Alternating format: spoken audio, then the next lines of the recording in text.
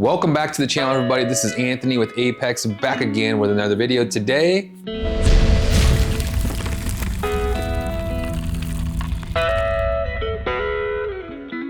we have in a old Husqvarna all-wheel drive self-propel lawn mower. And this bad boy's in here for not, it won't start this time.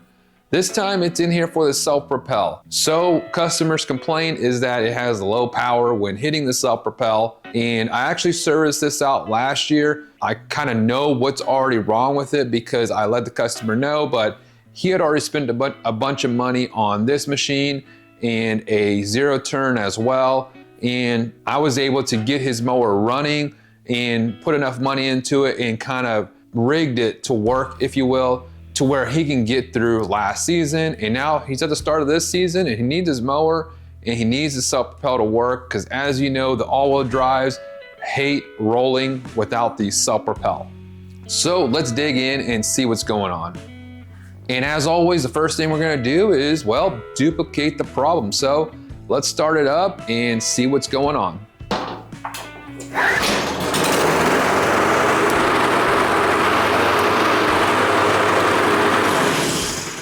So as you can see right there, I was trying to hit the self-propel and it wasn't doing anything. The wheels are just not turning. Seems like there's something binding, belts slipping, maybe something like that. So let's dig in and see what happened.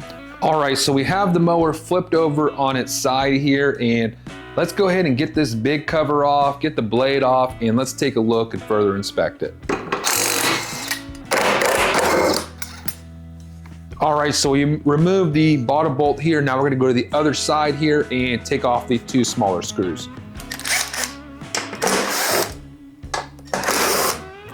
All right, let's see if we get this cover off now, and boom. So let's go ahead and inspect everything, and you can see there's a lot of slack in this belt here. All right, so let's go ahead and spin these pulleys around and see what they look like here. And right off the bat, you can tell that one does not sound good. This one here also doesn't sound good, and look at how much play that thing has. Now this one here, this one doesn't even spin at all. So with that said, we definitely know that our idler pulleys are our biggest issue, and the all-wheel drive, the way they made this to where it was one belt does the whole thing, is kind of a terrible design, if you ask me. But we can see our transmission pulley looks okay. It's not great, but it'll still get the job done. Let me bring y'all in here a little bit closer and just take a look at everything, and everything seems to be fine with the transmission. The belt could be, or the cable could be a little bit tighter, to be honest, but everything looks okay. But our main issue is this up here. So let's see if we can slide this pulley off, but first let's get the belt off to where we can gain some slack here. So I'm just kind of doing a rough diagnosis because I know I'm gonna have to order these pieces here, and I'm gonna try to pop this belt through here. Oh, here we go. So we can get this blade adapter off and make sure that this looks okay. And the pulley actually doesn't look bad at all. As you can see, it's not very scooped out.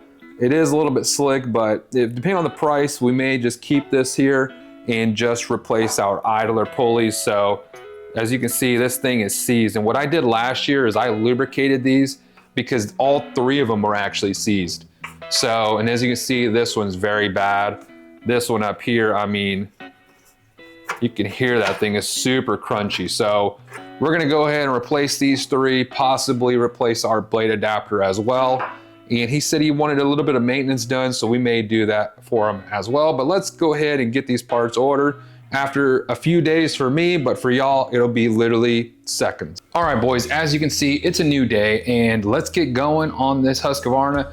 We got our parts in, let's see what we got. So we got this kit on Amazon. If you want the part number, it is right there. Hopefully you can see that. Make sure the focus is there. Let me get out of the frame here. There you go. So if you want to grab this, that's the part number to this kit. It's going to come with all the goodies. So let's get that out of here. It's going to come with the 3 idler pulleys, as you can see there, and It's pretty much a Chinese mower anyways, and then it has the giant belt, as you can see right here, and then the other pulleys are in the back. So it actually comes with 4 pulleys, so 4 total, and we'll go ahead and throw these bad boys on. All right, so now let's go ahead and start tearing this thing apart here. And so we're gonna start off, there's a couple tabs right here, and then we're going to take out a couple screws. So these 2 tabs right here, push this one down and push the other one up, like so. And then there's a screw right here, 10 millimeter, and another one up top. Let's go ahead and remove those as well. All right, so there's a screw down here on the bottom, here, that one, and then the one on top. And the tricky one's gonna be getting it off the rear here, but let's go ahead and we're gonna remove these pulleys here and get them out of the way. All right, so we'll just use our Torx here. Knock that one off of there. That one off of there. And they're all the same. And that one off of there. All right, and so now we're gonna work it off of this back pulley here. I'm just kind of pushing it over the bracket and then rolling the pulley to where it'll pop over that.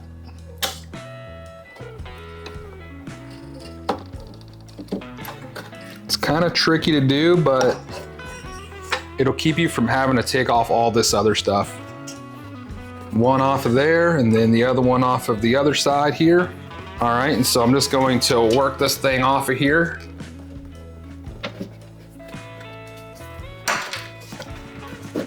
Like so. And there you have it, the belt is off. Now we'll go ahead and get this other belt all straightened up here.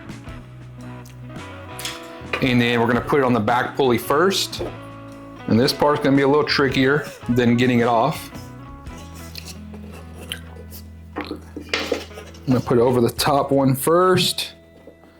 Slide it past while rotating the pulley, like so. Bottom one goes on. I'm just going to rotate the pulley as I'm putting tension on the bottom part of the actual bracket here. Okay. So I'm gonna bend this bracket a little bit as I pull the pulley through here.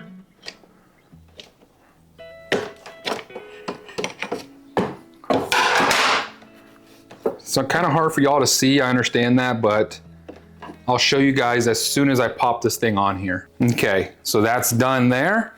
Now we'll go ahead and slide our belt through here. So right in there, you can see that bracket that's on the bottom here.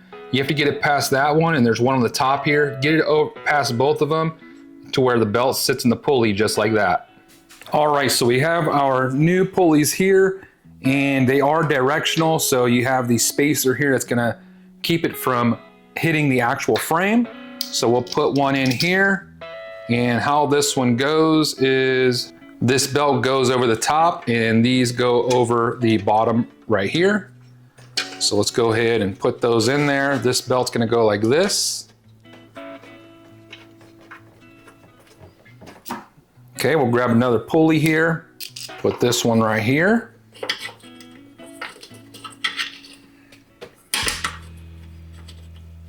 Then we'll put this one through the top here, like so. And then I decided to keep the blade adapter. I didn't think it was worn enough, so we'll go ahead and slide this on here as well.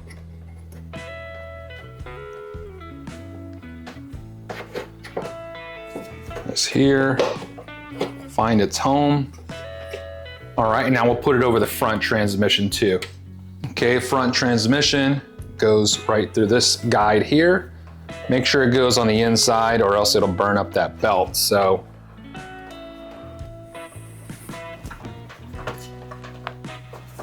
like so, and then boom.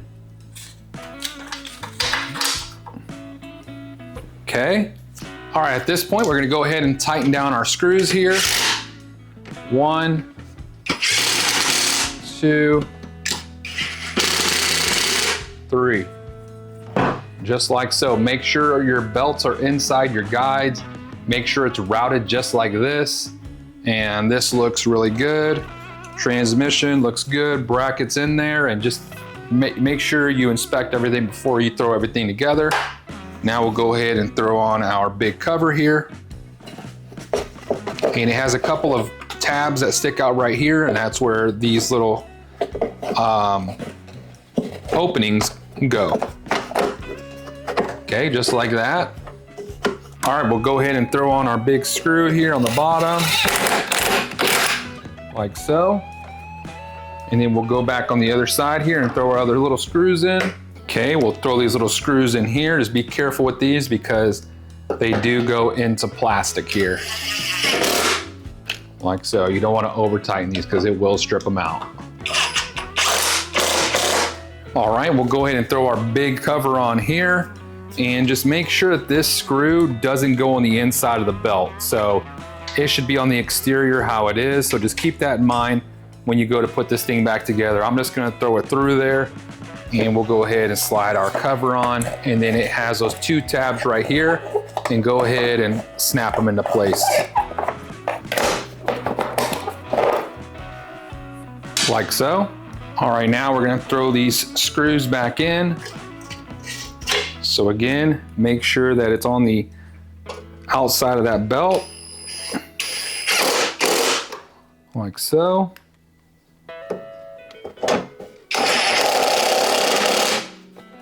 Just like that. All right, at this point, we'll go ahead and throw on his blade. It does need to be sharpened. It's pretty dang worn out. It does need to be replaced, to be honest, but we're gonna go ahead and throw it on and do the maintenance in another video. Okay, so bolt goes in here, hand thread first, just like that. All right, let's further inspect these pulleys here. And as you can see, this one, I can't even turn it. It's literally seized up. So that one was torched. This one here, same exact thing. That one you could actually spin. This one you can't even spin at all. It's literally seized. And then this was the only okay one, but look at the wobble it has in it. So, and listen. So that's how you know if those pulleys are bad, and let's go ahead and put it on the ground and see how it does. All right, now let's give it a pull and see how it runs now.